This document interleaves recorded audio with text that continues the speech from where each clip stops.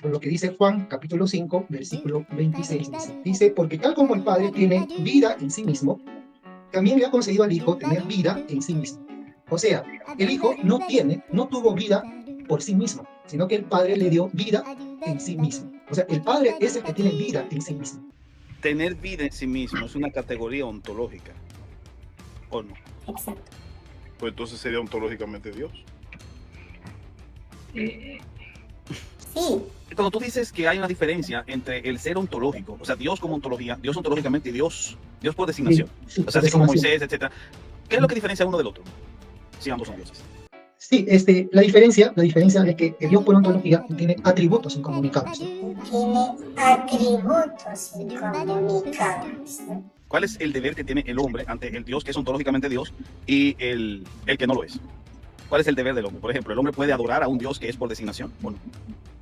En las escrituras se utiliza el término griego proscrimeo, ¿no? Proscrimeo tiene varias acepciones.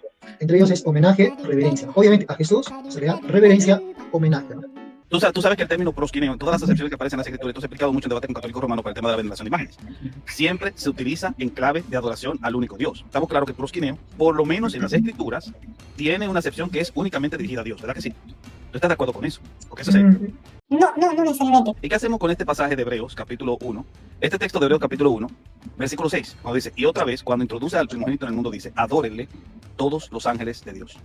Y cuando habla del Hijo, dice, obviamente, tu trono, oh Dios, por el siglo del siglo, utilizando una expresión que solamente se aplica al Dios eterno, que es eterno desde el siglo y hasta el siglo, porque tú sabes que es un hebraísmo implícito para indicar la eternidad sin principio ni final. Un elemento que es característico únicamente de Dios, un atributo incomunicable de Dios que llamamos aceidad, pero aplicado al Hijo. ¿Qué hacemos con ese texto?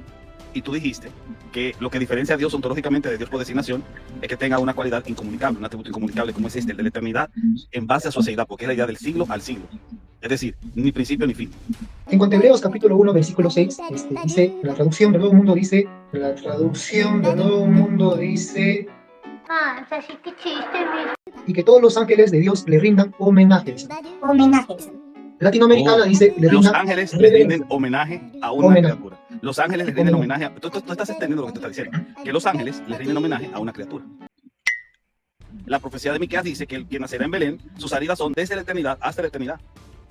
Está hablando Pues, de una línea de tiempo que no tiene ni principio ni final. Y a eso Pues, es el alfa y la omega. Sí, sí, por eso precisamente en Miqueas, ¿no? Hay una traducción que dice de los siglos por los siglos, ¿no? Y tú te das cuenta que esa traducción simplemente está mostrando que el Hijo tiene un atributo incomunicable del Padre. Pero peor aún. es como que no. Está hablando de que no tiene ni principio ni fin. Tú reconoces que la diferencia entre Dios en términos ontológicos de las otras clases de dioses que tú estabas mencionando ahí, obviamente, es que tiene atributos incomunicables. Pues te estoy diciendo que el Hijo tiene un atributo incomunicable, el de la eternidad, que no tiene ni principio ni fin. Te has pacateado, no te diste cuenta, fue.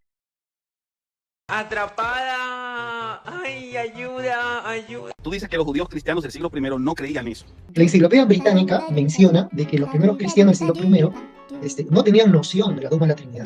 Pues entonces, ¿qué tú haces con este pasaje del Talmud de Jerusalén, el Tratado de Berajot 12d 13a, que enseña lo siguiente y te lo enseño a la letra directamente? Aquí está. Esto es una varaitot, según tengo entendido, que procede del siglo I y está hablando de judíos palestinos. Se está hablando de judíos palestinos, no judíos griegos, etcétera, que entran en debate sobre la Trinidad con un tal Rabbi Simlai. Aquí está. Ahora sí viene lo chido. Entonces los Pinim regresaron y le preguntaron, ¿qué de lo que está escrito? Hagamos al hombre a nuestra imagen según nuestra semejanza. Este es un argumento trinitario, tú lo sabes muy bien. El argumento del hagamos. Esto lo están presentando estos judeocristianos. Ahora, el punto aquí no es si Simlai perdió el debate o no con los trinitarios. Lo que está mostrando este documento, querido, es que ya en el siglo I habían judeocristianos palestinos que creían en la Trinidad, y esto es un documento del siglo I.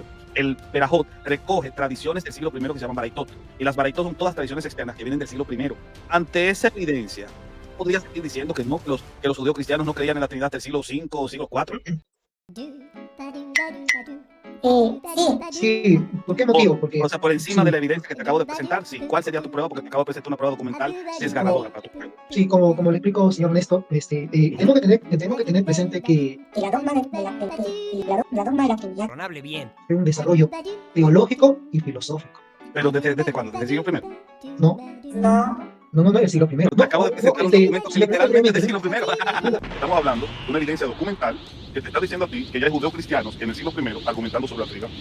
Simple. Mi pregunta es muy clara. Yo te hice esta pregunta. ¿Existían ya argumentos trinitarios en el siglo I por parte de judeocristianos? Ay, qué miedo, yo me voy. Ah, se fue. ¿Qué pasó? Se fue. Ah, ¡Eres un cobarde!